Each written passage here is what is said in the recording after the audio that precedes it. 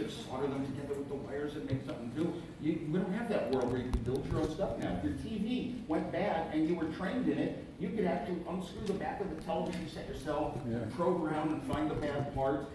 Even people who knew nothing about technology, and there was a lot of housewives, they would take out the tubes, vacuum tubes, out of their television set, run down to the Safeway grocery store, or whatever it was called back then, Lucky, and they would plug them into a machine and test them, find the bad one. This was a common part of life. You'd bring the good one back, plug it back into your television, and now it worked. So people did a lot of self-repair in those days. You could also put your vacuum cleaner in a closet and protect it, and it would never change. It would work for 40 years, do the same thing well. Nowadays, every 2 years, whatever you have doesn't seem to work because of some little change. You throw it away. And especially when it's out in the cloud, you don't have any control. They'll just change they'll remove a feature that you depended on. Yeah.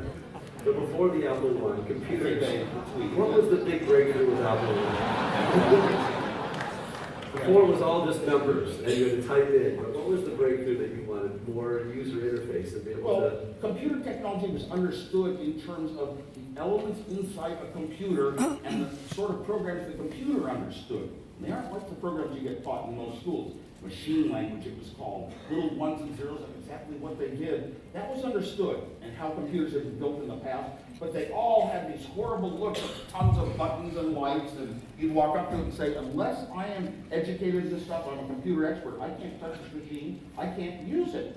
And then we had a group of people that were really inspired by social philosophy, social psychology professors from Stanford and Berkeley, talking about how once we owned our own computers, it would be a great new world, and that inspired me so much. I had the talent to make some things I thought of. One of the important ones was, it has to be usable by you. Well, first of all, it has to be human. You don't want a big old front panel full of switches and lights. You want a typewriter and a little display on your TV set. That's like a typewriter. Humans could relate to that. So that was step number one. But second of all, you wanted people to be creative. Steve Jobs used the phrase, the bicycle of the mind, because the bicycle is what gave man the energy to distance ratio that was better than any other animal. It was the bicycle. If we had a computer, we could now create tools that would get us further than ever before. Tools in the music business are an example, Pro Tools and all. And the bicycle of the mind. So anyway, I don't know what topic we were on. Well, I think this is one of the things that we were thinking about. The change in music industry has evolved to the point where someone with very little music training can have a hit record. Yeah. And that makes some serious musicians who have spent their whole life perfecting their craft uncomfortable. And you took computers, which had before then only been used by people who were really dedicated and knew the code, to a box that you opened up an Apple II and it worked, and anyone can use it.